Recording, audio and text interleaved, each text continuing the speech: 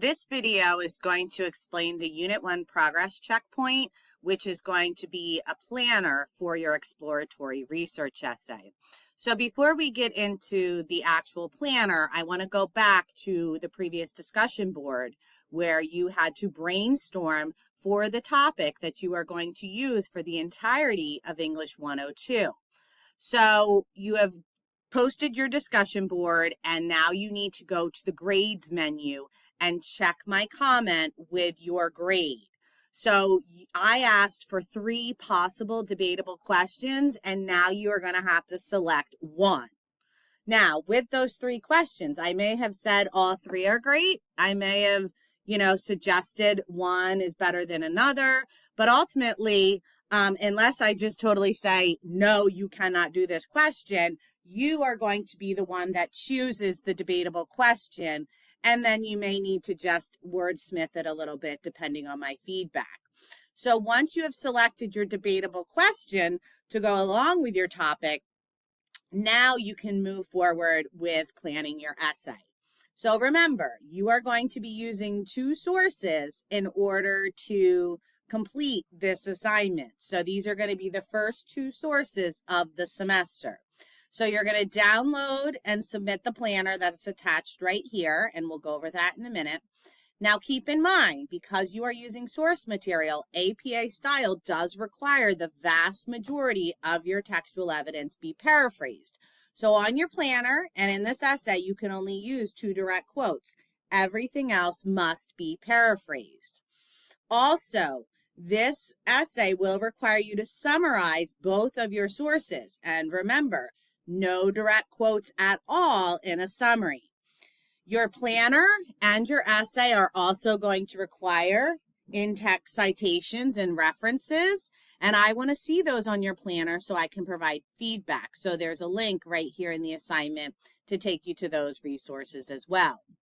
Now, for your 2 sources, one must be from a database, and then your second one can also be from a database, or it could be from another credible, reliable internet source. So one has to be a database, one can be something else, but feel free to use 2 database articles.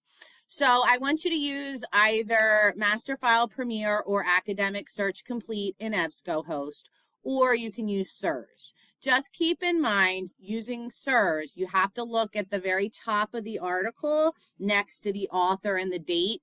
You do not want to use anything from University Wire. Those are basically student-written articles, not professionally written articles, so we cannot use those type of articles. And then keep in mind that both SIRS and EBSCOhost does have a cite button. Just make sure you select APA 7. There are lots of different publication styles, and you have to make sure if you're using their citation that their reference entry that they generate in the database, make sure you're using the APA version. Also, make sure you check its accuracy against the APA examples that are linked here. So if it's a newspaper article, it's going to be a little different than if it's a journal article. Then, if you want to use 2 database articles, you can. Otherwise, your second source should be like a newsy source. I don't want a generic web page. I mean, some news sources are only on the web, and that's fine. You can think of .gov, .edu. If you use a .org, you just need to make sure it's not biased. And a lot of news sources are just web pages like NPR or ABC News. But then you can also find newspapers published online. And on Google, you can even click a limiter so that it'll just give you news. So if I go to Google and I just search online learning, once my results come up, I can simply click on news, and that will limit my search results a bit for me. So that's another little helpful thing you can do. Also, there's some information here about how to combine search operators on Google to make your search a little bit clearer. So if I just wanted to search .gov sites, I can literally put site:.gov, and then I can put my search terms. And I can even combine search terms to make my results even narrower. So that's a good idea for you to do when you're searching Google, because we know we're going to get a laundry list of results, and you could go through pages and pages of your search results and they might not even be applicable. So try using some of these search operators. And there's a chart here that will kind of help you a little bit with that. Now, this planner is worth 25 points. It is not a 0 or full credit. It will be graded based on the quality of the information on the planner, because this is going to prepare you for the essay. So if you would like, you can look ahead at the essay assignment as well, but this video is just going to focus on the planner. So let's take a look at the planner now. So when you take a look at the planner has all of the elements that are required in the essay all in one place. So that way, when you pull this document up and you begin typing into it, everything you see on this planner is eventually what's going to be written out in your essay. So when you submit this assignment, you must submit this graphic organizer planner. Do not submit a rough draft. Do not submit an essay. I strictly want to see the planning process. And because this is a planner, your sentences don't necessarily need to be beautiful and complete. Some of this might just use listing. You can kind of choose the level of detail that you want to put in terms of phrases or complete sentences, but you want to make sure that there is enough detail on this graphic organizer or planner so that I can really see where you are going in your paper. This is going to be your only opportunity for feedback during this portion of the writing process. Okay, so there's not going to be a rough draft that you're going to submit.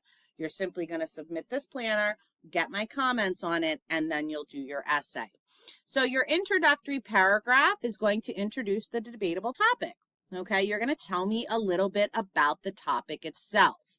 So give me the basics. When I think about introducing a topic, I think my WH questions: who, what, when, where, why, and how. Okay, you want to give us a basic background on this topic. Then you're going to get into the first two perspectives on this topic that you've researched. So from your database article and then from whatever your secondary article is. What perspective on your debatable question do your two sources provide? So are they both offering, let's say I'm doing a topic about online gambling, right? And how it's dangerous for young people. So are both perspectives kind of okay with online gambling, but with parameters? Or is one perspective discussing kind of how online gambling can be fun, and the other article is talking about how online gambling can be dangerous?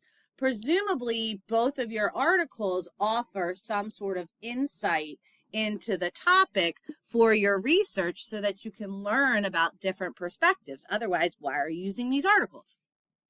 So then you're going to provide a thesis statement or a purpose statement for your essay. So what is the purpose of this essay?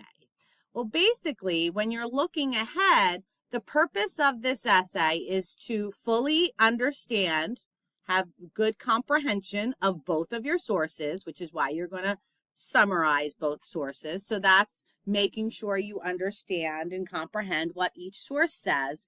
And then you're also going to discuss the relevance of each source in terms of your debatable question. So this is going to be kind of the evaluative piece. So the purpose of this essay really is to understand the basic information about your topic. It's to make sure you have high quality sources.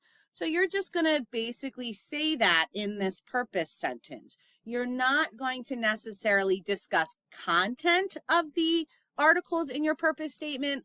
You're really going to discuss the purpose of this essay. So you're going to have to figure out how to put that into your own words, and then you're going to end the introductory paragraph with that purpose sentence. So now we're going to get into the body. And basically, this is going to be a rinse and repeat. The first thing you're going to do is introduce your first source, and then you're going to summarize your first source. So you can use this sentence starter right here in order to write the first sentence of your summary. So in the article titled, published on, that would be the date. In, this would be the name of the source, and that's most likely going to be an italic font. The author or authors, then you're going to put their name. Provide the view that. And you're going to give me your overall one sentence main idea about this entire article. So think, what's the topic? What's the main point of view in this article? Then you're going to give me a summary of source one. Keeping in mind, summaries do not include direct quotes or minor details. Now, if you want to write these sentences out, you can, or you can simply, go in with your citation. So maybe I'm going to do something like first, Hughes, and then I'm going to put my year, stated, and then I'm going to paraphrase what the main ideas are. So these summaries should not be excessively long, but you do need to cover the entire article, okay? Now, once you've summarized the article, then the next paragraph is where you're going to discuss its relevance and you're going to do an evaluation. And again, make sure you're using transition words and in-text citations whenever you're utilizing textual evidence. So first, you're going to explain how this source relates to your topic, but also the debatable question that you've posed. And then you're going to discuss the strengths and the weaknesses. So think back to English 101 when you did the CRAP test. Is it current? Is it relevant? Is the author and source authoritative? What is the purpose of the source? So if I have a highly opinionated, argumentative article, it might be really strong in the sense that it has some great facts in it, but maybe one of its weaknesses is that it is extremely biased. Whereas if I just have kind of an informative article that really just gives me research studies and facts about the topic, that's super strong because it has a lot of factual information, but maybe it's a little bit weak because it doesn't really delve into the impact of this topic, or it doesn't really talk about the emotional side of it. So whatever it is, you're going to think back to when you did source evaluation using the CRAP test, and you're going to discuss the strengths and weaknesses of each article. So then you're going to repeat that exact same process, but with your second source. So now you're going to write a paragraph, and on the planner, again, you can fill in the blank, summarizing your second source. Then you are going to discuss the relevance and do an evaluation of the second source. Oops, this says source one. Let me fix that so it says source two. Sorry about that. So we're going to now do our second source, okay? So the exact same process you did for source one, you're then going to do for source two. Once you have done your evaluation, your conclusion. So in your conclusion, what insights have you gained from your research? What sources did you find valuable? And then most importantly, what else are you going to need to know? This is really just an exploration, a very beginning exploration of your topic and your debatable question. So now that you've read and comprehended and thought, critically thought about your first two sources, what else do you need to know? Because as we continue in the semester with your topic, with your question, we're constantly going to be coming back to the idea of what do I need to know now? Now that I know X, what is Y? Because as a critical reader and as a critical thinker, the more we learn, the more questions we should have. That is the basic idea behind the research process. We learn a little, we have new questions, we answer them. We learn a little, we have new questions, we answer them. And we continue that process all semester long.